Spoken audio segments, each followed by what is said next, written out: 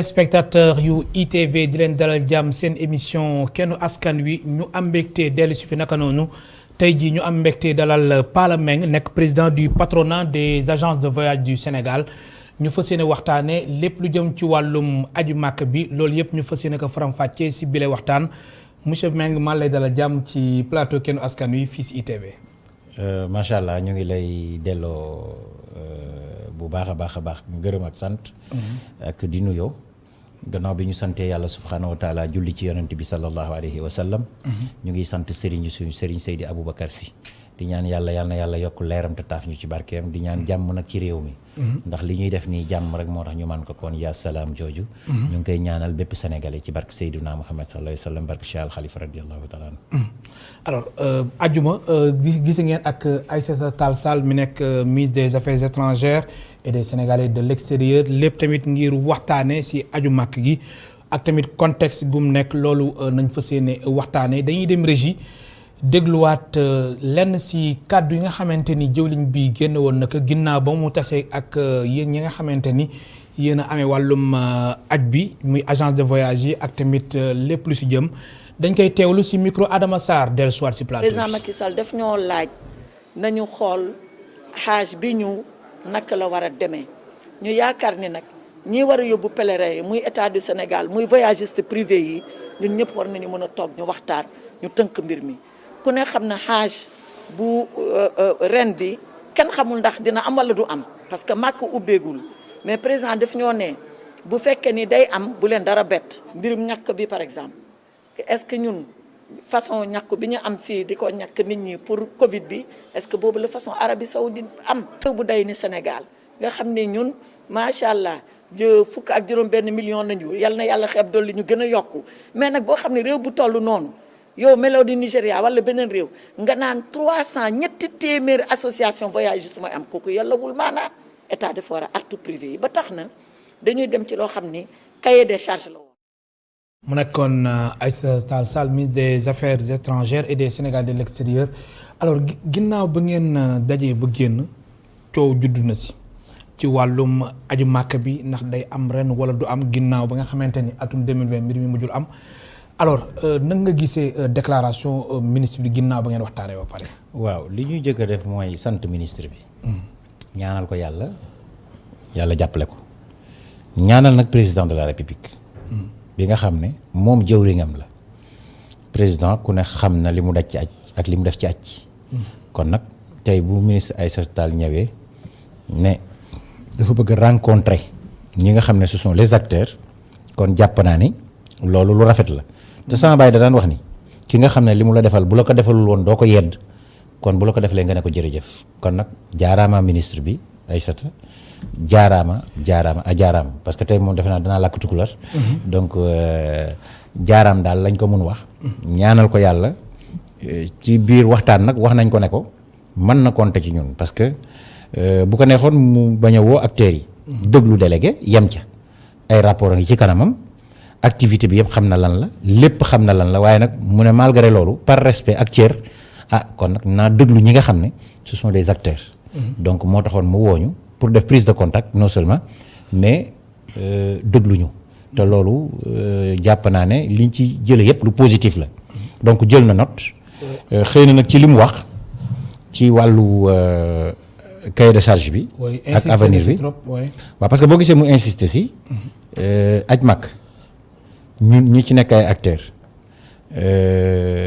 état rek moo mën a am politique boo xam ne état moo koy teg ñu suivre ko volonté état rek moo mën a defar aj parce que quand même lu ñu mën a wax problème bari na ci aj problème yi bari na kon tey ji proposition bu ñu mën def bu ko état validé wul dañuy nekkaat rek ci situation yi ñu nekkoon kon tey ji mais nag fokk ñu gërëm le délégué général waaw fokk ñu gërëm ko parce que xam nga lu tax pour ñaari aspect dafa def ñaari action yoo xam ne benn bu ci nekk rek jar na mu ne fi bi ci jiitu mooy bi mu fi nekkee léegi benn pèlerin desul Arad te avant muy ñëw doon nañ gis ay pèlerins yu des Arad ñu ni x pèlerin laissé Arad bëri woon na trop des fois sax day nekk si ay lim bu takkoo bi mu fi nekkee léegi benn pèlerin desul Arad loolu nañ ko nangul pourtant day la taxoon pèlerins yi di fi des ba léegi jogu fi la taxoon pèlerin di des arad ba tey jogu fi. oui waaye moom nag yàlla dimbali na ko suturaal ka ak ay stratégie yu muy teg ba tax loolu amul kon loolu moom la. moom la waaw parce que li taxoon looluy am jogu fi ba tey pratique yooyu mu ngi fi. mais bu tekkente ne amul nag. loolu moom ay stratégie am la dañ ko koy nangul. beneen bi ci des.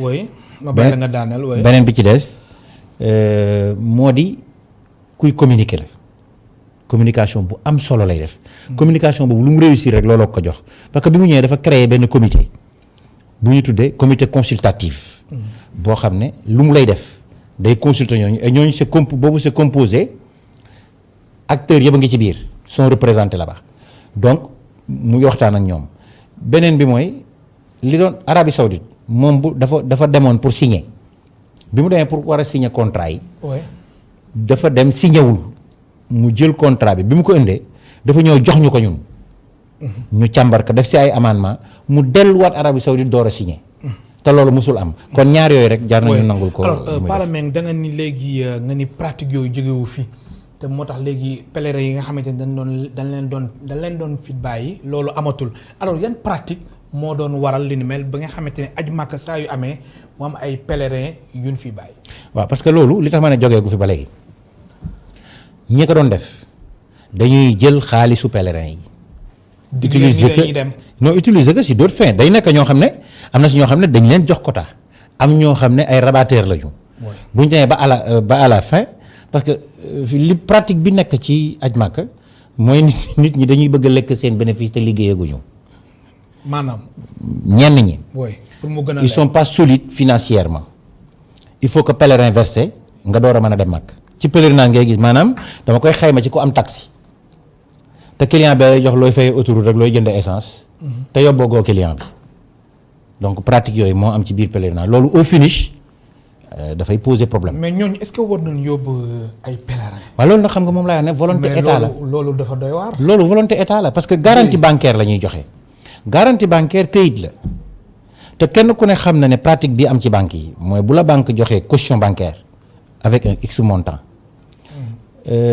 pour lever caution bancaire dafa am procédure te procédure boobu suñu banque yi am na ci ñoo xam ne maîtriser nañ ba buñ bëggul a dénoncer buñ bëggul lever duñ ko lever parce que problème juridique la.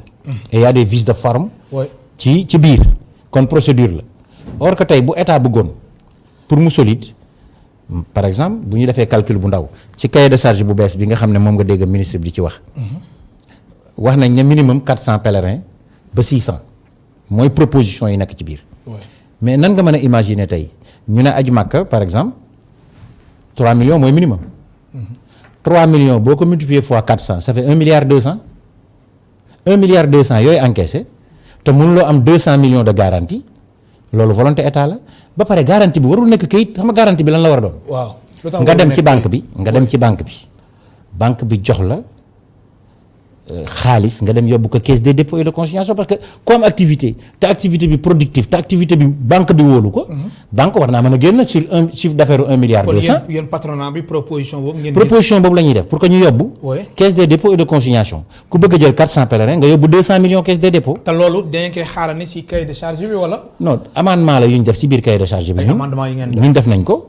am na ay yeneen yu ñu proposé si biir cahier de charge bi. yoo xam ne dinañ ko remettre guñ ko ñu ngi koy mettre au propre pour fexe ba jox ko délégué général parce que ñun aussi dañ amul culture defe nañ ne da nga fiy jéggi délégué dem wax ak ministre bi mais ministre bi ma gis nii xam naa ne lépp ku ko demandé sax audience.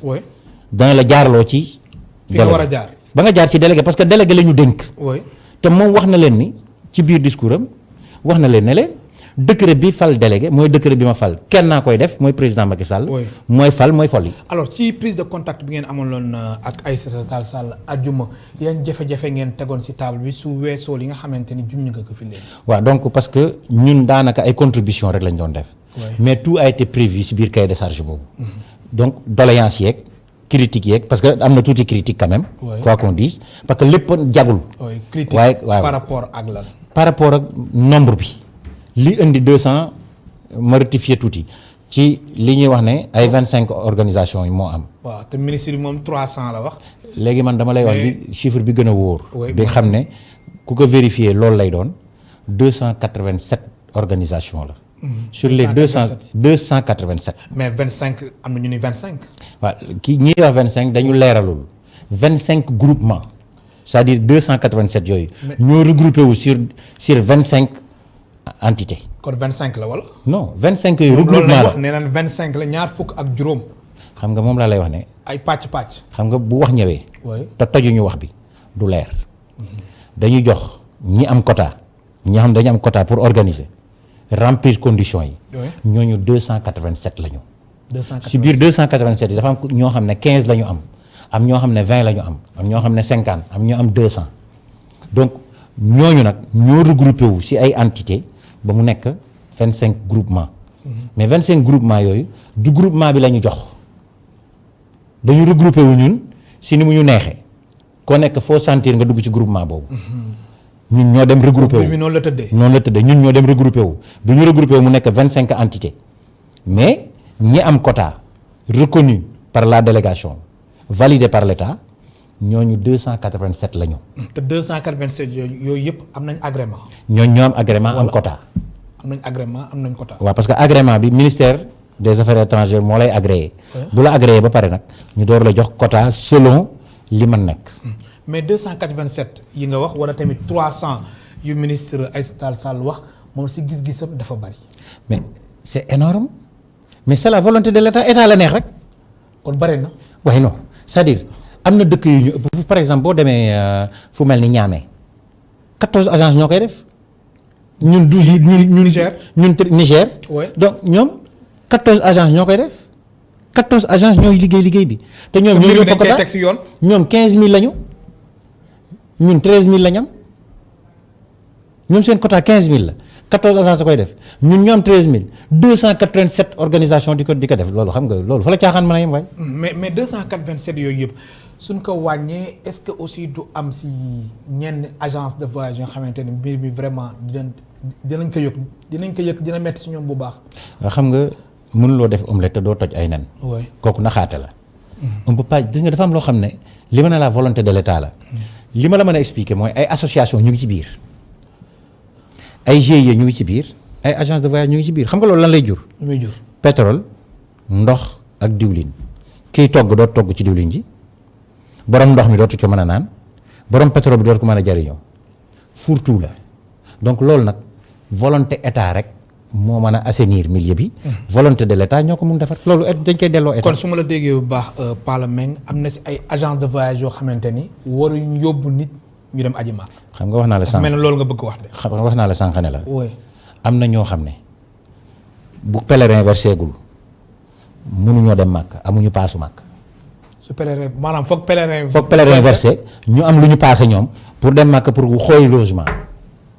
te autorités yi xam nañ loolu. mais xam nga déjà dama ne la fi ma taxaw di wax ak yow bi may ñëw fi président de la République xam na ne maa ngi ñëw fi parce que état xam na lépp état nag dafa am politique am yoon la si volonté am la koy defee président bu bëggee affaire bi tegu ci aw raay non day tegu ci raay yi. tey bu ne woon man li ma wóotu wóor tey bu ne woon il faut nga am minimum 5 ans d'expérience foog nga am 200 millions parce que 400 la ñuy joxe foog nga am 200 millions. caisse des dépôts et de consignation. nga teg ko foofu. dama ne doo am 10 agences loolu je défie quiconque état maa ngi wax lii. ah bon état na def ci cahier de charge bi rek ne il faut 5 ans minimum d'expérience bu ko bindee minimum 5 ans d'expérience beneen bi mu ne même 10 ans.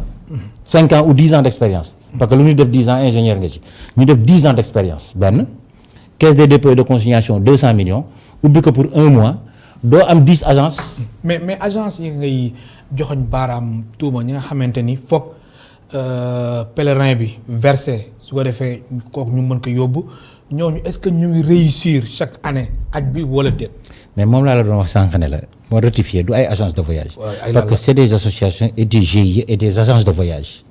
du agence de voyage rek. dafa am la agence de voyage. c'est composé à 3 entités. agence de voyage. association ak GIE ak GIE. te réglementation wu dëkk bi ñu nekk association. warul def lu lucratif une association à but non lucratif loolu état moo ñu gën a xam kon bu bàyyi ay association ak ay ONG ak ay këri diine parce que ay këru diine ñoo xamante ne dañ leen jox parce que casquette këru diine xam nga yooyu c'est des problèmes ñu yóbbaate màkk. ñu yóbbaate màkk xam nga loolu te li may wax nii wallahi lazim man ñi may déglu yëpp si télé laay wax ñi may déglu xam ne man dëgg laay wax parce que nekkuma fi pour lii. mais loolu est-ce que dina neex a régler. xam nga il faut que Sénégal ñu xam ne république lañ nekk. fekkee ni état bi dem na ba seetaan loolu ba mbir mi ay GIE association naka noonu ak ay kër diine bokk si. moom laa est-ce que dina neex a dindi.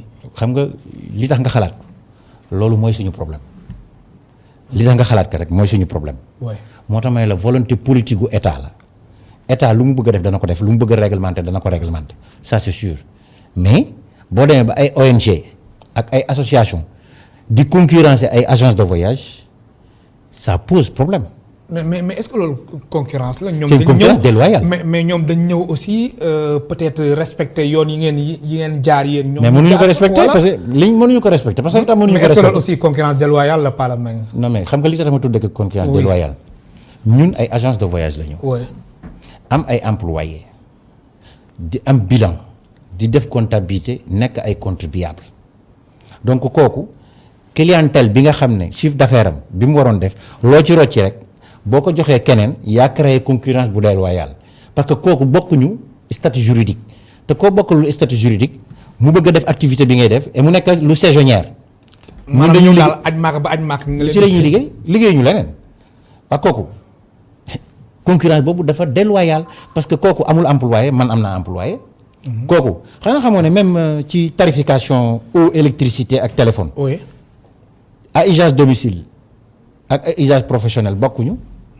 tarification bële moo gën a cher nous on a des coûts et donc ñu ngi wàññi suñu chiffre d'affaires au détriment pour des associations yoo xam ne tey li gënoon réglementaire. mooy association ñëw signer contrat.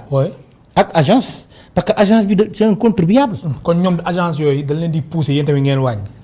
non voilà xam nga wàññi bi ak yokk bi dépendrewul ci loolu. ci lan la dépendre. mu ngi dépendre ci service bi ngay def. am na koo xam ne xanaa xamoon ne aj Makka am na ñuy fay 22 millions. oui ku si nekk ak li la arrangé. li la arrangé li nga bëgg. tey boo ñëwee ne man dama bëgg chambre individuelle. dama bëgg team Kaaba gi. hôtel 5 dama étoiles bëgg hôtel 5 étoiles. dama bëgg full board mais dama lay defal loolu. donc mais loolu dafa am prix ak koo xam ne nag prix standard. boo xam ne c'est le minimum. donc ku nekk prix standard bi lan la. standard bi man dama jàpp ne 3 millions 3 millions 500. man waru fa passé waru dépassé foofu. non sinon doo am service. doo am service minimum. service minimum bi donc il faut que quand même mu nekk entre 3 minimum 3 millions peut-être ba 3 millions 500. ma fàttali suñu mbokk téléspectateurs ñu ngi dalal tey Palla Meng nekk président du patronat des agences de voyage du Sénégal ñu koy wax PAVOS ma ngeen participer ci émission bi soo wootee ci 88 628 74 74 88 628 74 74 alors impact Covid 19 bi. Palla yaa ngi reer impact Covid 19 bi. ci seen secteur bi lan la jur xam nga at bi ñu weesu atum 2020 ak Makka amul woon. yëg ngeen ko de. mais ba damay. metti woon na de foofu damay def différence. oui parce que ñun en tant que agence de voyage am benn activité bu ñuy def ci at mi muy aj Makka bokkul peut-être ak association bi nga xam ne c'est saisonnière moom rek lay def. maanaam ñoo xamante ni ñoom. si aj Makka rek nañ nekk la ñuy def donc bu dee kooku jàpp naa ne am na ci lu ci président de la République def ñu ngi koy ñaanal yàlla encore ci loolu. parce que président wax dëgg yàlla li ma lay wax ne am na toutes les informations. ba tax na moom président de la République am na action bu mu def. jëmale ko ci ñiy def aj. donc kon nag ñu ngi saluer loolu. mais ba tey ñun ñi nga xam ne nag ay agence de voyage lañu man sama agence tëj na depuis février. février ban. février 2020 février 2020 laa arrêté ba fi may waxee xew nii. ah bon ba fi may waxee xew nii ubbeegu ma ko. lu tax. ah lan lay liggéey. awma liggéey. oui mbas mi. mais pourtant activité yi tàmbali waat na. waaw mais xam nga voyage yi. oui foofu laa bëgg a ñëw. que malheureusement. bientôt un an. bientôt un an mois de janvier. malheureusement que ñun. avant mbas mi yàlla lu mu def rek am na lu tax. avant mbas mi si la ñu regroupé wu ñun def patronat pour défendre les intérêts des agences de voyage comme si ñun dañ gisoon lii. comme si ñun dañ gisoon boobu mbas mi ñëwul dara ñëwul c'est au mois de décembre. au mois de novembre 2019. oui ndax mbas mi décembre la commencé tàmbali ñun déjà au mois de novembre fekk na ñun ñu regroupé wu def PAVOS muy le patronat des agences de voyage avec des objectifs avec un plan clair. ba ñu ko defee dañu bind président de la république xamal ko ne ko kat ñun patronat bi dajaloo nañu voilà suñu feuille de route voilà nii lañ bëgg a doxale mu tontu ñu félicité ñu fekk même temps que bi ñu ko bindee si lañ bind ministre notre ministre tutelle di ministre du tourisme bi ñu bindee ministre du tourisme président tontu ñu xamal ñu ne ci biir lettre bi ñu président tontu imputé na suñu lettre suñu création ak suñu récépissé gi yëpp imputé na ko ministère du tourisme. fekk na ñun bindoon nañ ministère du tourisme tontuwuñu ñu bindaat ko. tontuwuñu ñu jàpp ne mbas mi boobu mbas mi dugg na ñu jàpp ne xëy na vu la situation waaye coronavirus terewul kenn tontu lettre. tontuwuñu bi ñu defee 2 lettres tontuwul ñu toog ba au mois d'avril mai jàppatuma ma dem ci benn émission ci benn télé dénoncer que. manque de respect bi nga xam ne moom la ñu ministre bi def ñàkk ñoo tontu vraiment rafetluwuñu ko te ñu ngi koy demandé bu fekkee yëgul woon ne bind nañ ko à travers télé bi mu yëg ne bind nañ ko pour mu tontuñu. kon ba léegi nii amoo leen réponse. xaaral rek maa ngi ñëw tontuwuñu bi muy ñàkkee tontu ñu dajale en réunion de bureau kenn na ci staffam ci ministère am ses conseillers rapproché wu ñu waxtaan par l'intermédiaire d'un ami. ñu wax ko ne que ñun boo gisee ñuy wax ci média c'est parce que dañu amul répondant peut-être xëy na ñun bu ñu amee répondant am ku ñu waxal ku am koo waxal ci biir ne doo génn ci mbedd mi suñu responsabilité toll ëpp na loolu. bien sûr. mu ne ñu moom day demander pour ñu bindaat ñun ñu daje en réunion de bureau. majorité bi d'accord ñu woon mais man après finalement je les ai convaincus pour leen wax ne nit ki bu reconnaître ne erreur am na ñun nañ ko relancer waat te it comme administration c'est l'écrit nañ leen bindaat. finalement ñu d'accord ñu bindaat leen bi ñu leen bindaatee balaa aw ba fi may waxee yow nii après par des rumeurs ñu dégg na waa ji nee ne moom dafa mer parce que dañu wax ci télé bi may leen mais moom moomu nit ñi. Sénégal la ñu nekk. oui pourquoi nga ne kenn du la wax dara bu ñu amee lu ñu rafetlu dañ naa rafetlu ñu ko kenn moomuñu. mais foofu li mu bëgg a wax mooy ministre bi dafa xamul xam nga lu tax xamul. ñun ay acteurs lañu. mënuñoo ñàkk ci mbir mi foog mu laaj ñu suñu xalaat. mais mu ngi mel ni tey jullit bu julliwul day am bàkkaar c'est que administration bu ñu la bindee tontoo loolu ñàkk a xam administration la.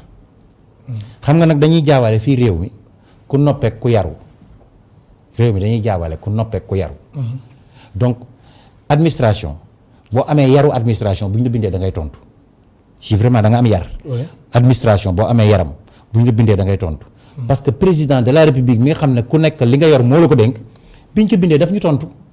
wax leen lan. daf ñu mooy li ma la wax ñu tontu ñu xamal ñu ne mu ngi rafetlu. suñu daje boobu mu ngi ñuy encourager mu ngi ñaan loolu mu sax te dox. danañu jàppale. yemul ci loolu lettre bi ñu bindoon président daf ko imputé. jox ñu numéro soit transmis bi ñun yooyu yëpp am nañ ko. moom tontuwuñu moom la wax ne moom comprendre wul lan mooy administration. parce que boo comprendre woon lan mooy administration danañu tontu. bref li gën a garaaw du loolu. mais xam naa nag moom quand même nag comprendre na administration. non mais c'est que xam nga ñàkk a yaru administration bu fekkee parce que bu ko comprendre woon day tontu. parce que bul defee ne comprendre nag non non tontuñu. pour mu tontuñu. peut-être tontu wu c'est pas une faveur non dafa warul nekk. dafa warul nekk administration bu la nit bindee da nga koy tontu. surtout état. bu ñu la bindee da ngay tontu gis nga loolu c'est le minimum de correction. loolu c'est le minimum loolu c'est inacceptable loolu kenn mënu ko dégg kenn mënul dégg nit bind la. tontu woo ko te nga nekk ministre de tutelle am suñu licence yooyu bañ koy joxe dañu cautionner suñu xaalis. caisse des dépôts et de consignation. bref loolu ma dolli la ci. bi ñu toogee quelque temps am benn femme boo xam ne moom moo nekk fii ci direction régionale bu ministère du tourisme maa ngi koy saluer de passage nit ku correct la mosuma ko gis mosuma ko teg bët. mais ko correct la elle m'a appelé demandé à nous rencontrer fekk boobu ministre bi moo def benn visioconférence wax ne ñoom Pala Mbengue PAVOS nañ dem xooli leen parce que xaalis bi ñuy financé ñoom dañ ci am wàll pour ñoom la malheureusement dañ defoon ne xaalis a tax ñuy wax malheureusement pour lui. dañ ko soxla woon ci loo xam ne. parce que liñ doon lebal agence yi c'est pour ñu fay suñuy salaire ak fay suñuy charge mais du loolu lañ soxla. bu ñu demoon bu ñu déglu woon kon danaa profité fii pour wax li ñu ko doon doyee. bu ñu déglu woon danañ ko jox yoon parce que président génne na 55 milliards pour les agences de voyage. oui crédit hôtelier yi je crois xaw ma ñaata la. oui mais mais am jot na ngeen crédit seen wàll. foofu laa jëm. oui ñun bi ñu leen waxee ñu bind leen di demander fa ñuy toog di séddale ak fa ñuy jëlee décision ñun dañ fa war a toog ñu xañ ñu place boobu ñuy réclamer loolu parce que loolu bokk na ci li ñu doon bind. ak audience ñaar yooyu rek la ñu doon bind. demander ko audience à lui demander aussi le comité bi ñu mettre en place nous PAVOS en tant que patronat dañ bëgg a ñëw toog di fekke xam.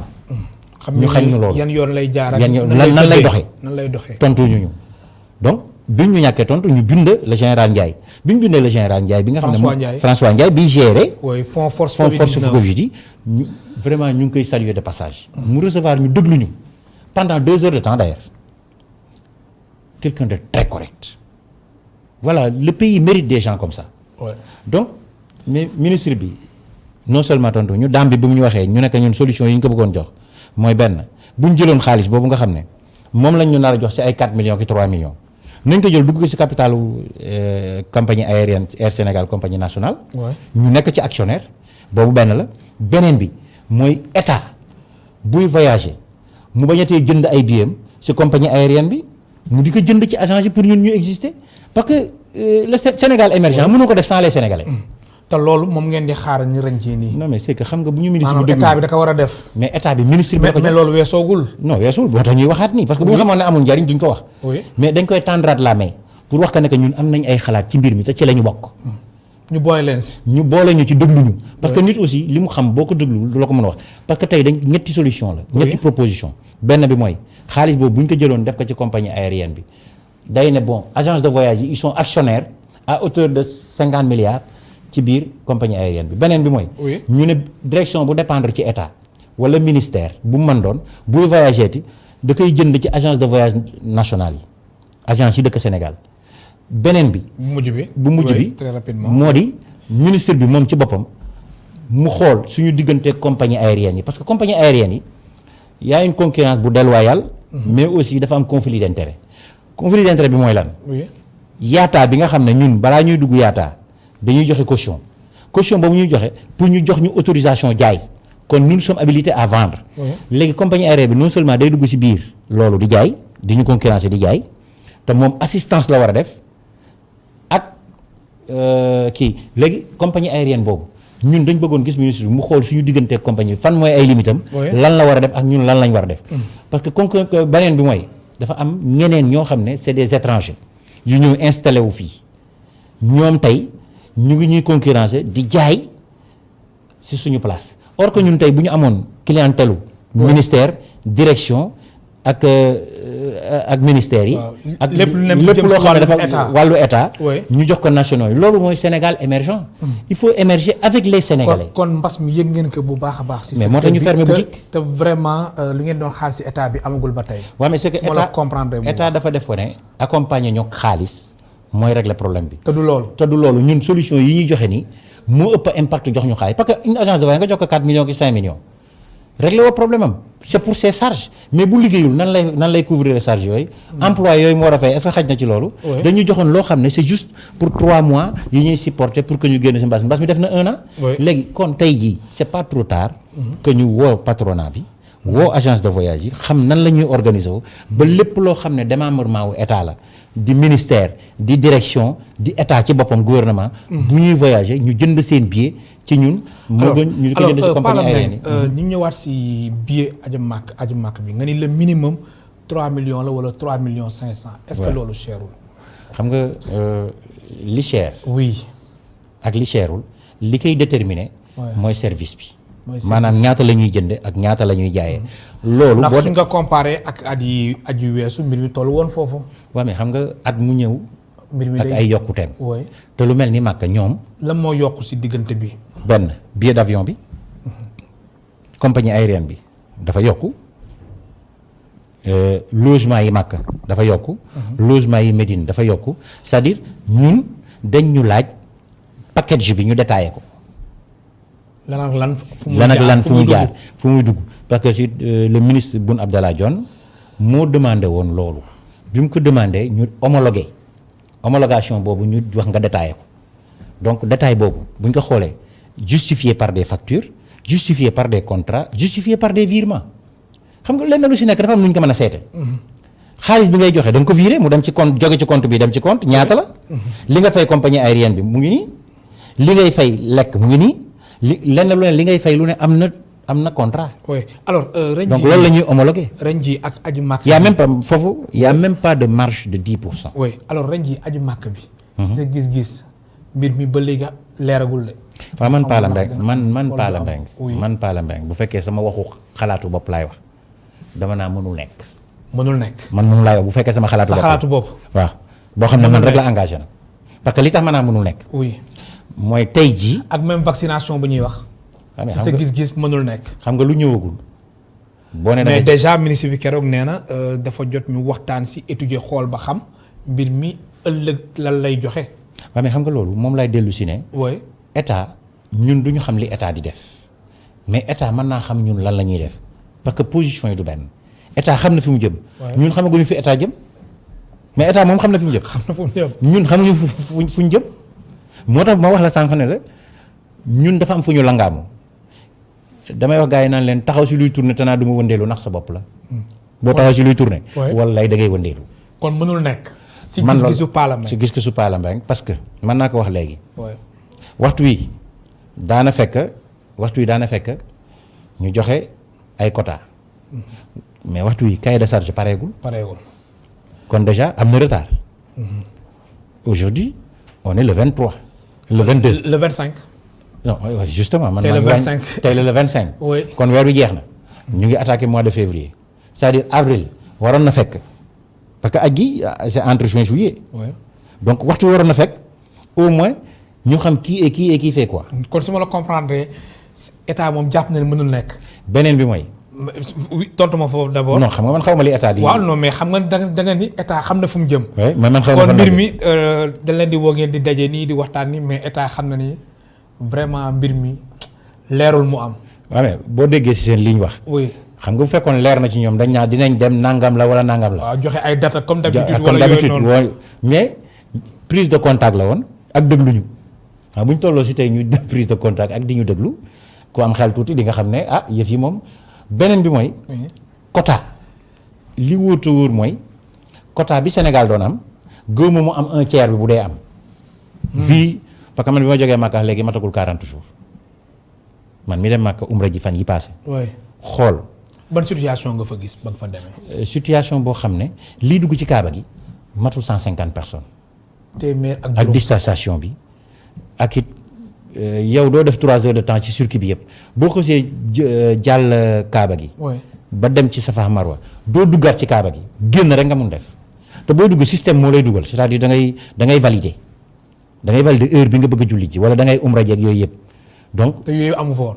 non mais c'est que situation bi. situation oblige. donc kon boo seetee bu jëkkoon booy umra ci Kaaba gi la fay nekk dina mat 5 fois ou 10 fois plus que la fay nekk nii.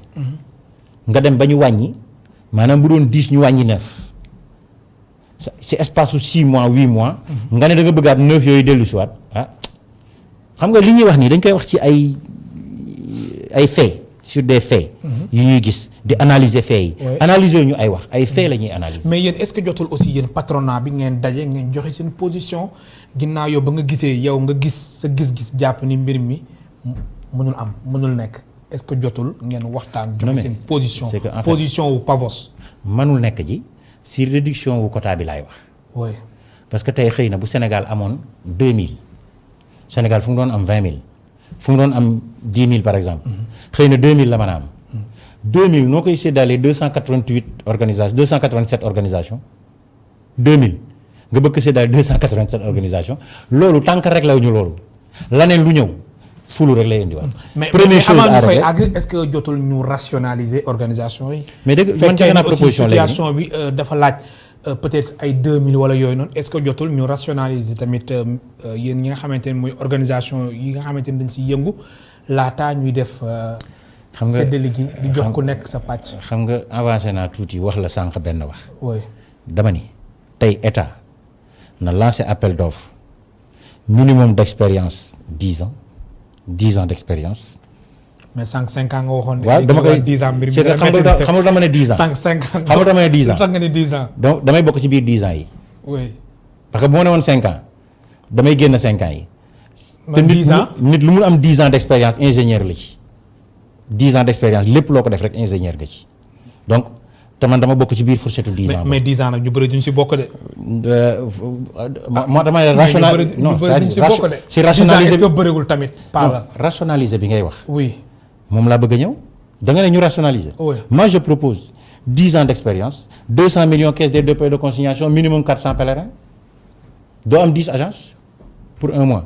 oui. Sénégal fii doo am 10 agences je défie quiconque fukki agence du ñu répondre li ma lay wax. te état bi foofu la war a jëm. état bi bu defee loolu lee mu xam bu état defee li ma lay wax nii lancer appel d'offre bi pour un mois da ngay dem fay caisse des dépôts et de consignation balaa ñu lay jox quota. c'est-à-dire amaguloo contrat nga dem caisse des dépôts et de consignation bàyyi fa sa 250 millions mbaa 200 millions ñëw ñu jox la cahier de charge bi nga dem remplir conditions yëpp ba mu jeex ñu door laa jox quota bu ñu ko defee du am 10 agences man maa la ko. loolu kon man maa la ko. alors gis nañu aussi ministre bi keroog àdduna ci wàllum vaccin bi nan nga ko gisee taxawaayu Arabie Saoudite taxawaayu Sénégal xam nga vaccin yi aussi du doon benn nan nga gisee que ni mbir mi dafa dañ si ko war a waxtaanee laataa ñu fay àgg wala. kooku day delluwaat ci responsabilité état gis nga tey jii. oui affaire vaccin yi état bu jugé ni dañ ko war a def. état jugé ne dañ ko war a def état xam na yan condition lañ koy defee parce que tey. man tey mënumaa génn dëkk bi te aw ma test Covid. mais mën nañ ne ku la génn dëkk bi da ngay vacciné wu. loolu du par force de ku bëgg a génn rek dem vacciné wu da nga bëgg a génn nga dem nga vacciné wu parce que dëkk yañ jëm condition bi mooy nga vacciné wu. tey ku bëgg a dem à l'étranger da ngay am test Covid da ngay am test bi yor ko mu valable 72 heures. mais nag le problème aussi mooy fan yi dañ commencé nemmeeku ay faux test comme nu ko ministre de la santé waxee mu nekk lu doy waar. faux test su demee ba di am si mbir mi. nga xam ni situation bi jéggi na dayoo. est-ce que mas ngaa dégg original bu amul test bu amul faux amul lenn lu amul faux. gars yi foo jaar moom ñu indi si ay donc surtout nag Sénégal gi moom. àdduna sax faux bi am na. donc loo gis am na faux mais dañu war a jël matuwaay yoo xam ne danañu tax ba mu wàññeeku mais du fi jeex nag pour mu jeex moom defe naa ne dana jafe. parce que pexe bi ngay am xalaat pour def lu baax keneen a ngi am pexe pour def leneen. alors Palameng sànq da nga ni sa agence depuis février. la tëj alors situation wu Pavos lan la ci wàllum patronat bi su weesoo yow sa agence yeneen agence yi nan la fa tëddee ak ban impact la am ci Covid bi wala agence yu tëj bëri na. yi tëj bëri na te yi tëjaat dana bëri. bu fekkee si xayma yu tëj ñaata la. bon xam mënuma ko wax parce que ñëpp bokkuñu Pavos am na ñeneen ñu bokk feneen. waaw mais ñi bokk Pavos d'abord. ñi bokk Pavos pratiquement mën naa ne les 60%. ah bon defatuñu activité ah oui 60%. 60% defatuñu activité ça c'est sûr.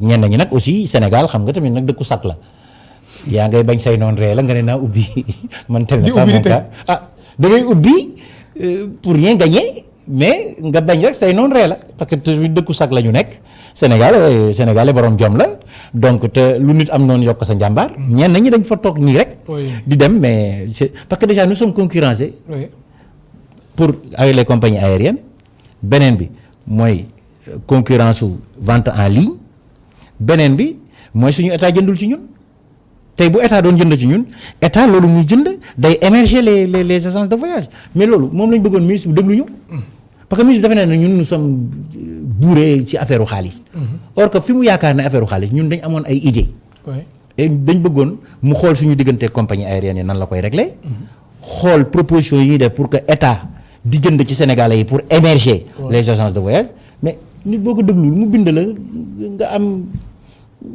lu metti loo xam ne parce que man bu ma koy wax sax wallahi dafay metti parce que manque de respect bu notoire nga bind nit pendant presque 8 mois mu mel ni yow existé woo pour une administration c'est-à-dire loolu ku ne naxarewuñu waaw wax dëgg yàlla te nag suñu cër dafa romba loolu alors gis nañ parce que am na lu ñu doon ci réew mi loo xam ni di ay créateurs d'emploi nekk ay contribuables ne serait-ce que loolu rek war nañ ñu see respecter pour déglu ñu alors aju màkk bi gis nañ des fois ay retard ci wàllum vol yooyu loolu responsabilité bi ñan nga koy jox Sénégal wala tamit agence de voyage. waaw parce que xam nga boo seetee. wala la responsabilité est partagée.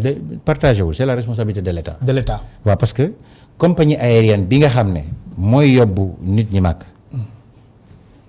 day nekk compagnie boo xam ne dañ koy affrété saoudiens yi dañuy jël 50 dañ maanaam obligé saoudiens yi dañ ne il faut que 50% yi dem ci compagnie boobu donc 50% yooyu kon état mooy signé sax contrat bi.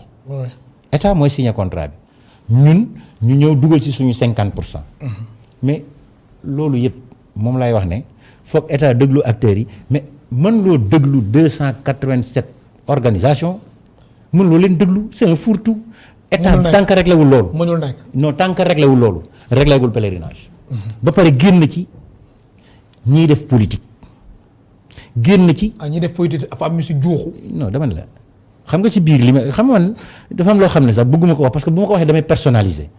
te fi mu ne affaire bi si digg ba ngay jaar. waaw parce que man bu weexee dama naan dafa weex mais daal nañ ci génn politique nañ ci génn këri diine yi trafic d'influence la beneen bi mooy nañ ci génn bu amee ay fonctionnaires war nañoo def si cahier de charge bi nag képp kuy fonctionnaire. waroo jël cahier de charge bi. lu nuroo coloration këru diine bu ñuy affiché waru cee bokk képp koo xam ne da nga bokk ak CRAES waroo ci bokk. képp ku yor ministère waroo see bokk ku yor direction waroo see bokk. kuy député waroo see bokk. mais loolu yëpp nag mu ngi si biir li ma lay wax. léegi ñan ñoo si war a bokk. ñi ci war a bokk c'est les sénégalais c'est les sénégalais yi nga xam ay sénégalais nag. non mais c'est sénégalais yu yor yoo xam ne dañuy def trafic d'influence parce que trafic d'influence bi mooy bu ñu xësee ba ne këru diine affaire taalibe dugg na mais li gën a garaaw am na si ñoo xam ne boo déggul pulaar doo bindu foofu loolu mu ngi ci biir ñu baal ma mais loolu mu ngi ci biir du ma cité mais làkk bu ñu nee ba mu nekk affaire làkk ku déggul làkk bi doo bindu fële parce que kii kër diine sàngam la donc yooyu c'est des problèmes. léegi loolu nag état rek moo ko mën régler. comme yow da nga bëgg éliminer ñi nga fi jot a. si aw ma ku may éliminer. question bi mais da nga ni question bi nga ma posé. oui xaaral da nga ma ne pour ñu assainir le milieu réglementé ko. oui man ma joxe proposition ci lu koy assainir ak lu koy réglementé. mais je suis pas là pour li ma bëgg mooy cahier de charge bi ñu appliquer ko ni ñu koy appliquer mooy déjà mënoo wax mënoo di encaisser 1,2 milliard bu Sénégalais yi te amuloo garantie wu 1/3. ma ne nañu mettre en place les garanties. ba nga xam ne tey bu xaalis bi nekkee caisse des dépôts et de consignation ku def dara lu fautif état jël xaalis boobu destiné ci li taxoon ñu garanti ko dañ ko garanti woon pour pèlerinage bu naree bàyyi ay pèlerins à rade ñu jël xaalis boobu affrété ci avion mbaa fay ci avion pour ñu yóbbu pèlerins yi. bu fayul logement ñu jël ci xaalis boobu fay logement maanaam c'est pour sécuriser business bi. parce que c'est un business. mais Air Sénégal taxawaayam tamit jàpp nga ni mën na wéy ni vraiment jëm ci wàllum aj màkk wala. xam nga loolu laay waxaat ni. du problème mu turu compagnie. du ñu sañoon ñu jël aj gi yépp jox ko suñu compagnie nationale. compagnie nationale boobu li yeneen compagnie yi def mën na ko ñooñu dañuy wuti ay avion rek andi y a des avions partout dans le monde. d'ailleurs ñu ngi def umra boo xamante ne dañ koy def ak jet privé. ñu ngi préparé ci loolu donc ma publicité loolu nga may ma ko ñu ngi ci loolu on va faire aj VIP boo xamante ne ci avec un jet privé qui va quitter ici aller à Médine en aller-retour donc ñu ngi ci loolu boo xam ne boobu moom VIP lay doon na boobu moom maa ngi koy wax léegi VIP la oui VIP la quand même parce que ñooñu dañ def seen choix pour jël jet privé nekk ci hôtel 5 étoiles boo jógee Médine jim si moo lay yóbbu parce que loolu mooy seen problème foog nga jaar service commercial mais nag bon invitation bi ngeen may invité ma ñëw fii kon nañ comparé facture yi man lay gërëm bu baax di la sant Pala Mbengue waaw kon émission bi jeex na mais ça a été donc kon nag suñu kàddu gu mujj mooy suñu ministère de tutelle ministère du tourisme ministère bi nag bàyyi sànni la yaa ngi koy sànni xeer non sànni wu ma ko xeer xam nga ne Sénégal dañuy man li may wax nii dama si am jubluwaay xam nga lan laa si jublu pour mu déglu ñu waxuma ko lu négatif dama wax positivement parce que li mu def kenn du ko def nit bind la tontu woo ko loolu moom neexuñu te warul te ñu ngi bëgg mu rectifier ko beneen bi mooy ñu bëgg mu déglu ñu def suñuy proposition te mu nekk luy jariñ réew mi parce que liy jariñ Pala Mbengue amul solo man kenn nag maa ngi lay wax leen ne kenn mësuma dégg ci télé mbaa rajo may défendre position bu individuelle man toujours bu may défendre position collective lay défendre parce que Sénégal émergent c'est pas un slogan c'est une réalité et président def na conditions yi war a tax ñu émerger parce que mënuñoo dénk ministère jox la ay subventionnel na nga jàppale kii xam nga lu mu def jël xaalis bi jox ko ay association xaalis bi ñu war a jox ñun joxuñu de ba fi ñuy waxee yow nii. ba lay joxuñu leen. joxuñu ñaar dërëm mais ñun comme laaj ñu woon xaalis moo tax duñ ci kaas mais dégg nañ ne mu ngi ko jox ay association xam nga lan la mu jox association nee na président de la République moo wax ne jàppale leen président ne jàppale leen doo leen jàppale si luñ mën a luñ xam mais nga jël xaalis boo xam ne c'est destiné à des objectifs bien précis nga jël xaalis jox ko ay association baax na mais nag du loolu donc ñu ngi koy tàllal loxo encore pour wax que ne que nous sommes disposés pour rencontrer que parce que nous sommes du métier et dañ bëgg suñu métier avancé dañ ko bëgg sécuriser. salaamaaleykum baax di la sant mu nekkoon